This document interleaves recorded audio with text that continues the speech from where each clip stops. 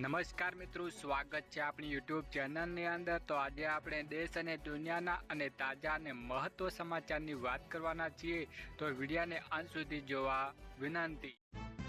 સૌપ્રથમ સમાચારની વાત કરવામાં આવે તો ગુજરાતમાં કાળઝાળ ગરમી વચ્ચે નાગરિકો માટે રાહતના સમાચાર આવ્યા છે। હાલોલ ખાતે આવેલી ગુજરાત પ્રાકૃતિક કૃષિ યુનિવર્સિટી યોજાયેલી એક સામાન્ય સમારંભ ઉપસ્થિત રહેલા જાણીતા હવામાન નિષ્ણાત અંબાલાલ પટેલે રાજ્યના હવામાન અને આગામી ચોમાસાને લઈને ખૂબ જ મહત્વની આગાહી કરી છે। તેમના જણાવ્યા અનુસાર હવે રાજ્યમાં ગરમીનો પારો ધીમે ધીમે ઘટશે અને ટૂંક જ સમયમાં મેઘરાજાની એન્ટ્રી માટે અનુકૂળ વાતાવરણ સર્જાઈ શકે છે।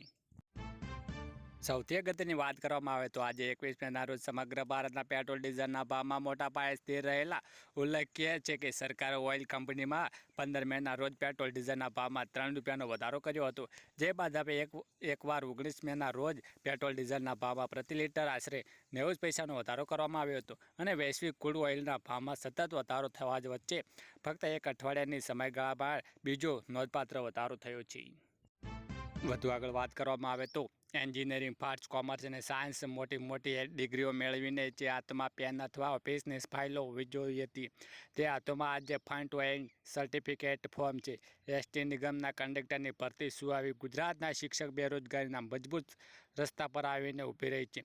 પ્રાથમિક સારવાર પ્રમાણપત્રમાં મેળવવા માટે રેસ્ટો કોર્સ સોસાયટીની ઓફિસો બહાર કિલોમીટર લાંબી લાઈનો લાગી રહી છે અને આ દ્રશ્યો માટે ભીડના નથી, પણ ગુજરાતના યુવાનો રોજગારી માટે મજબૂરી અને આશાને જીવત જગતો સિતાર છે। વધુ આગળ વાત કરવામાં આવે તો અમેરિકા અને ઈરાન વચ્ચે વધતા યુવાન તણાવની અસર હવે ગુજરાતની ઔદ્યોગિક અને રાજકોટ સુધી પહોંચી છે। વિશ્વ બજારની સર્જાયેલી અનિશ્ચિત માહોલને કારણે રાજકોટ અને એન્જિનિયરિંગ અને ઓટોમેટિક ઉદ્યોગને મોટો ઝાટકો લાગ્યો છે અને એકવાર સમય 24 કલાક ધમધમતા કારખાનાઓને હવે મશીનોની ગતિ ધીમી પડી રહી છે।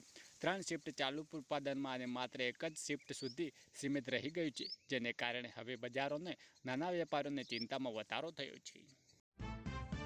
વાત કરવામાં આવે તો રાજ્યના ખેડૂતોના હિતમાં ગુજરાત સરકાર દ્વારા મહત્વનો નિર્ણય લેવામાં આવી રહ્યો છે અને જેમાં પરિવહન યોજનાના હેઠળ સનેડા માટે અપાતી 25,000 રૂપિયાની સહાય વધારીને હવે માત્ર 60,000 રૂપિયા કરવામાં આવી રહી છે અને તેમાં અનુસૂચિત જનજાતિના નાની સીમાંત તેમજ મહિલા ખેડૂતો માટે સહાયની 75,000 રૂપિયાની સહાય કરવામાં આવી રહી છે।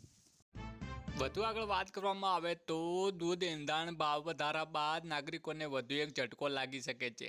મોંઘવારીથી પરેશાન લોકો મુશ્કેલીમાં હજુ વધારો થઈ શકે છે, કારણ કે વીજળીના ભાવમાં જલ્દી જ વધારો થાય તેવી સંભાવના છે। સેન્ટ્રલ ઇલેક્ટ્રિક ઓથોરિટી ચાર્જ વધારવાની ભલામણ કરી છે।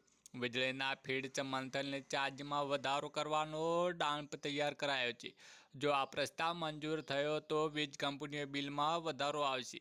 જો તમે વીજળી ઓછી વાપરશો તો ભારે ફિક્સ ચાર્જ ચૂકવવો પડશે અને જીઆરસીની મંજૂરી બાદ આખરી ભાવ વધારવા માટે મહોર લાગશે, પરંતુ આ નિર્ણયથી ગુજરાતના 100.40 કરોડથી વધુ ગ્રાહકો માટે મોટો બોજો આવશે।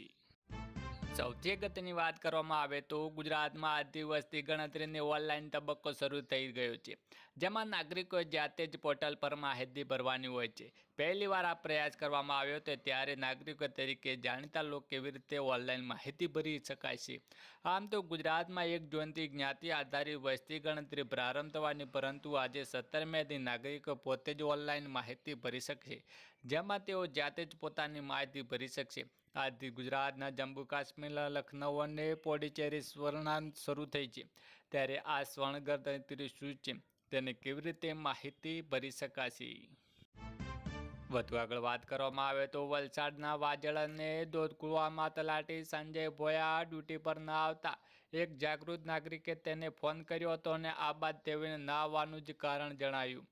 તે હાલ સોશિયલ મીડિયાની ચર્ચામાં કેન્દ્ર બની ગયું છે, જે પેટ્રોલ ડીઝલના ભાવમાં વધારો બાદ અને પેટ્રોલ પંપ પર વાહન ચાલકોની લાંબી લાઈન જોવા મળી હતી।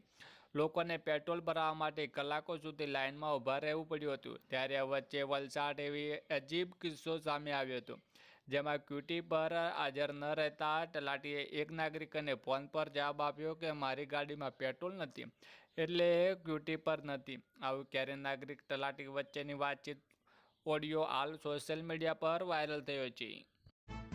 વધુ આગળ વાત કરવામાં આવે તો પ્રધાનમંત્રી નરેન્દ્ર મોદીએ દેશવાસીઓને ઇંધણની ખપત ઘટાડવા માટે અપીલ કરી છે। ગુજરાત સરકાર મંત્રીઓ અધિકારીઓ માટે વાહનો કાપલા કાપ મૂકી દીધો છે, પરંતુ આપણે શું કરી શકીએ? આપણે ગુજરાતના રોજ કેટલું પેટ્રોલ, ડીઝલ, સીએનજીનો વપરાશ કરીએ છીએ, અને જો થોડી ઘણી બચત કરીએ તો કેટલી વિદેશી ઉડિયાપણું, ખાસ કરીને અમેરિકા ડોલર બચી શકે. તેને સરળ ભાષા સમજીએ. સૌથી અગત્યની વાત કરવામાં આવે તો જો તમે ગેસ સિલિન્ડરનો ઉપયોગ કરો છો તો આ સમાચાર તમારા માટે જ ખુશ ખબરના મહત્વપૂર્ણ છે. ગેસ સિલિન્ડરના ભાવમાં લઈને એક નવા બુકિંગ નિયમમાં ફેરફાર થયો છે.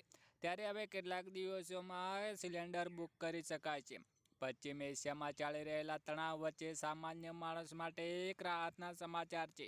ઘરેલું રસોઈ ગેસના માટે આજે પણ યથાવત રહ્યો છે. જો કે કોમર્શિયલ ગેસનો ઉપયોગ કરવા હોટલ અને રેસ્ટોરન્ટ માલિકો માટે મુશ્કેલીઓ ઓછી થઈ નથી, કારણ કે તેના ભાવ 3000ને વટાવી ગયો છે.